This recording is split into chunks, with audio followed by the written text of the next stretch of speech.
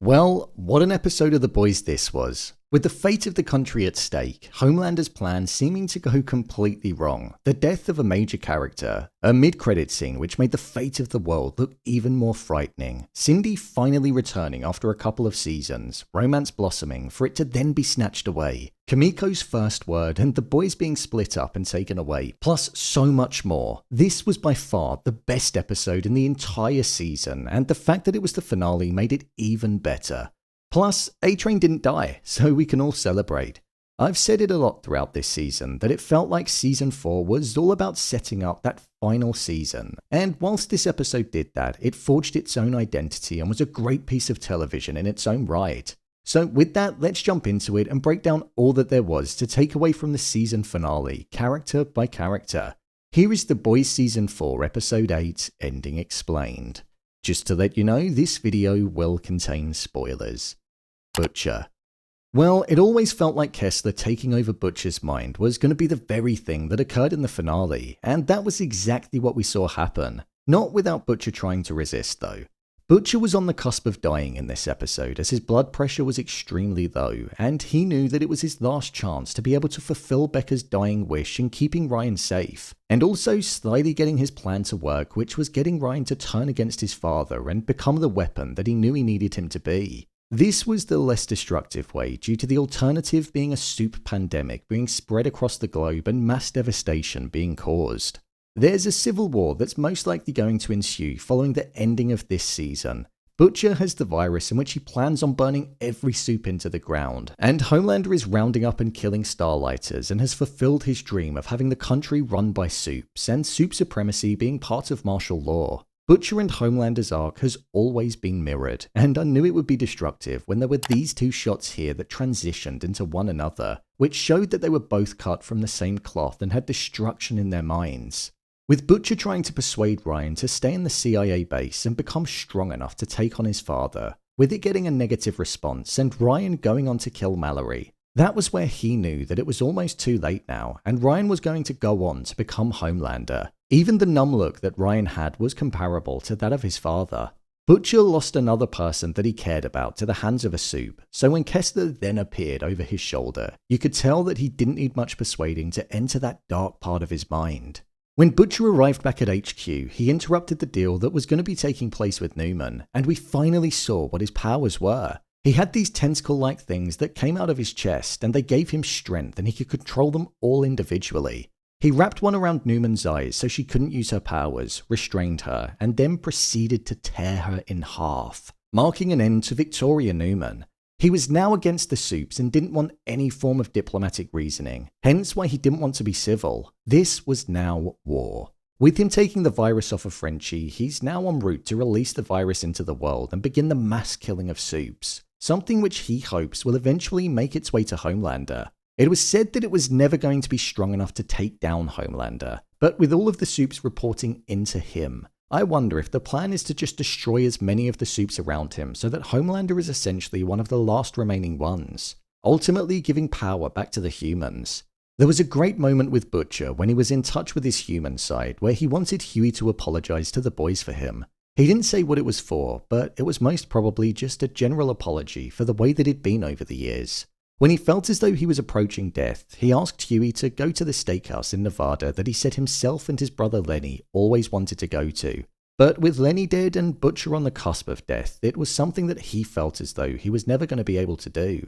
I feel he asked Hughie to do it because Hughie reminded Butcher of Lenny, and there was a closeness there because of that. Kessler is now fully in control of Butcher's mind, as we saw with Butcher's reflection in the mirror being Kessler, and the dark side has taken over.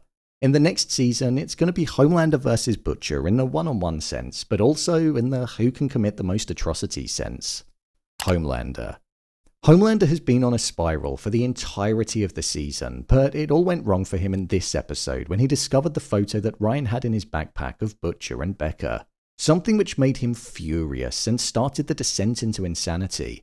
The scene where Homelander and Ryan were standing and facing one another, with Homelander saying that Butcher wasn't Ryan's father and that he was, it was so tense. The anger that Homelander had and the fear that Ryan had were contrasts, and I thought Anthony Starr did such a good job in this scene. showing just how hurt he was, but how it was going to fuel him on moving forward. This fueled him on by him actually outing Neuman as a soup on live TV. Homelander was numb to the conversation that was going on around him, and he took matters into his own hands. We knew that Homelander didn't like being number 2, and around Neuman he was, especially following what happened in episode 6 where she upstaged him. With Sage gone, he wanted to fast-track the plan, which was centered around Singer being killed and Neuman taking over as president and ultimately becoming the puppet for Homelander.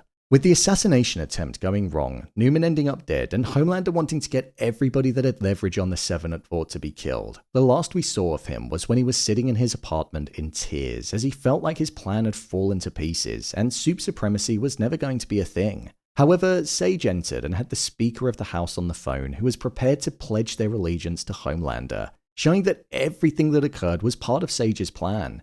Within the mid-credits scene, with the CIA now not being as powerful or an agency that Homelander couldn't touch, he saw that Soldier Boy, his father, was being contained in the sleep chamber.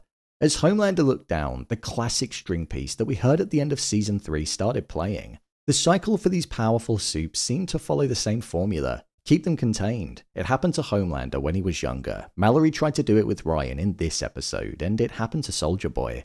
Soldier Boy is the only soup that can rival Homelander in terms of strength and power, and he'd be a great addition to the cause that Homelander believes in. However, he would become one of Homelander's biggest threats as well. With Soldier Boy being Homelander's father, I imagine he's gonna be in a predicament where he doesn't know whether to release him or not. He knows what it's like to be trapped, and I think that's probably the only time we'll see a bit of empathy from Homelander. One of the funniest moments in the entirety of the finale for me were the looks that Homelander kept giving Firecracker. He looked at her in complete disgust every time she was coughing, and it was simply hilarious. Showing that he doesn't really like her at all, is repulsed by her, but at least he gets his milk. Homelander got what he wanted, and like how Butcher wants to kill the soups, Homelander wants to round up the Starlighters and anybody that opposes him and put them in camps or simply kill them. So the world is going to be a completely different place in the next season. Martial law is now a thing, and hundreds of soups across the states were directly reporting to Homelander, so nobody's now safe. The way that Homelander interrupted the president showed that he's simply Homelander's puppet, and Homelander most likely wants to attain that title at some point. The image that really stood out to me in this episode, which I think is going to be symbolic of the future of the country in Season 5, was the fact that the flag was burning due to Homelander's powers. This makes me think that Homelander's own actions are going to cause the downfall of the country. Ryan. Ryan didn't actually have too large of an involvement in this episode, but what we did see was extremely important. We saw him become the very thing that Butcher was afraid he'd become, and the very thing that his mother didn't want him to become, a mini version of Homelander. Ryan was told about Homelander and the destructive acts that he carried out over the years, such as Flight 37 and the abuse that he carried out on Becca, something which was obviously a shock to Ryan. Mallory wanted to keep Ryan within the CIA establishment and train him to become a weapon that would be strong enough to kill Homelander. However, there were obvious conflictions there. The turning point of the character to me was the fact that Ryan obviously went on to kill Mallory, but before he did, Mallory essentially told Ryan how much she loved him and that he reminded her of her grandchildren. But still, that didn't faze him, and he quite happily killed her, looked over her body, and was numb to the whole situation. That singular action is going to be the catalyst for many deaths in the show, because if Ryan didn't do that, then Butcher wouldn't have killed Neuman, got the virus, and then planned on releasing it into the world. So it's a rather poignant moment. I've always felt like Ryan was more human than soup, but in this instance, the soup was the very thing that rose to the surface. I imagine he's probably going to return to his father now. Ryan has killed, so he and his father aren't really that different. Starlight. The shapeshifter taking on the form of Starlight was obviously important to the story because they planned on framing Starlight for the murder of Singer, but there was a deep sense of symbolism to it being her as well. Throughout the entirety of the show, Starlight had been undergoing an identity crisis, and she wasn't able to utilize her powers at all. She wanted to detach from Starlight and live her life as Annie, but Starlight made up a huge part of her identity, especially her past, and it was difficult for her to move on. With Starlight making it out of the warehouse that she was trapped in and making it to the underground bunker that Singer was being kept in and having to fight herself, it was almost her letting out that rage, uncertainty, and passion within her and her destroying a part of herself. She said, "I don't know if I'm a hero. I don't know who I am. something which showed that she still hadn't come to terms with everything that she was trying to resolve in her mind, but she was trying to take back some control, and I think her destroying somebody in front of her that was essentially herself was a step forward for her. In the closing moments of the episode, we saw that Hughie and Starlight got passports and were heading out of the country, but they were stopped before they could get away. As Hughie was being taken away in a van, Starlight was standing there and facing off against Cindy, who we last saw in season 2 of the show where she escaped the Sage Grove Center, a hospital for people with psychotic disorders. This shows that she's probably one of the supes that reports into Homelander. She's one of the strongest supes that we've seen, and the fact that she's now made an appearance again for the first time in a long while, it probably means that we're going to be seeing more of her in the final season. As expected, with Starlight facing off against her, she managed to utilize her powers in a way that we haven't seen in ages, and she managed to escape. Personally, I don't know how I felt about Starlight just regaining her powers when she was in the car with Hughie. It felt like it had been such a big thing throughout the entirety of the season, so for them to just come back like that, I thought it was a bit underwhelming. Victoria Neuman. I actually felt bad for Neuman in this episode, and to be fair, it was a bold move for the showrunners to kill her off like that, but she did get an epic death. With Neuman being outed for being a supe on live TV, she saw the future that she'd be entering by becoming president, and it was that of simply being Homelander's puppet and carrying out atrocities, something that she didn't want to do. She mentioned how she got into politics because it was something that she was actually interested in, and she felt as though she could make a difference. But she saw that it was forever going to be war crime on war crime as the supes went against the humans, and the humans would then retaliate, running a cycle of devastation and destruction, when all she wanted was to live in peace with her daughter. This is why she trusted Hughie and wanted to make a deal in order to get away from Homelander and escape with Zoe. However, that obviously went wrong when Butcher entered and killed her in an extremely brutal fashion. Neuman's death led to the arrest of Bob Singer as he was framed for the murder of her, and as well as that, it also meant that Zoe ended up in the same orphanage that Neuman was in all of those years ago, Red River, showing that the cycle could continue. We know that Zoe has violent tendencies within her, so could another slaughtering be on the horizon and her ultimately end up following in her mother's footsteps? It could be the case. Hughie. Hughie is genuinely the most human in the show, if that makes sense. We saw in this episode that he was proposed to by the shape-shifting Starlight, and at the time, he believed that it was the real deal. However, it was only once they were in the bunker that he realized that it wasn't actually Annie that was in front of him. The line, "It's like a furnace in here," was what triggered him, as that was the very thing that the shapeshifter said in the previous episode.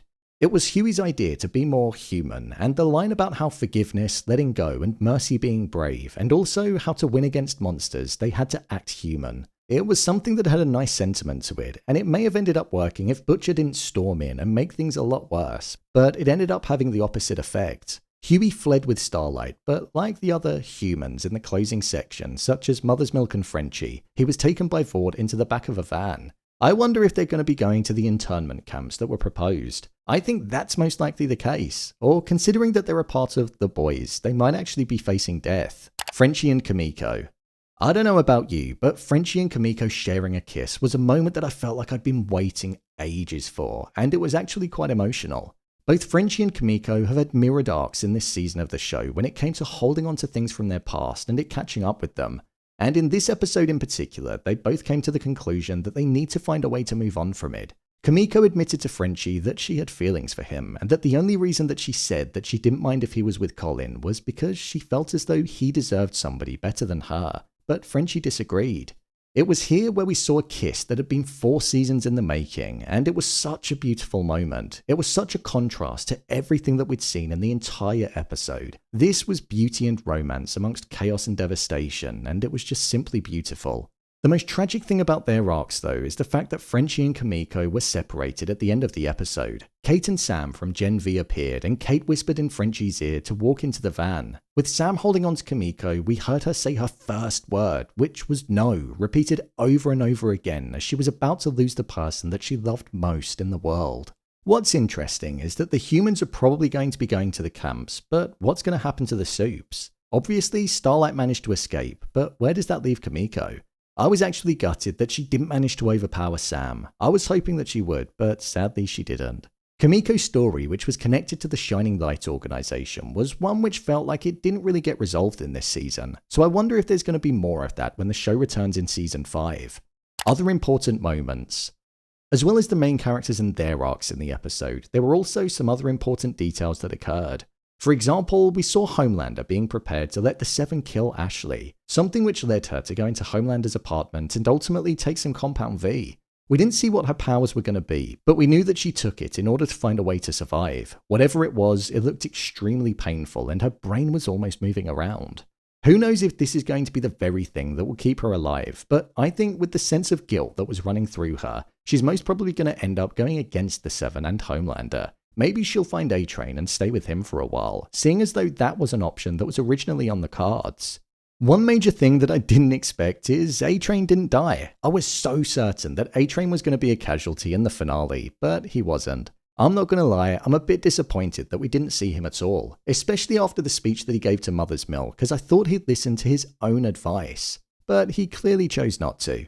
I think those words will become most understandable for him when he sees the state of the country in the next season of the show, and he'll return to the fight that he left.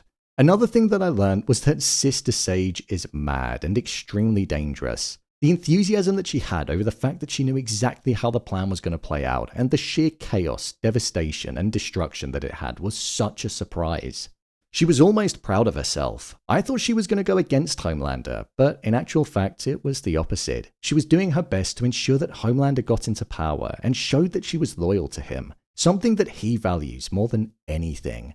With her saying there was also going to be a part 2 to the plan, it shows that she's going to have a hand in a lot of the destruction that's on the horizon.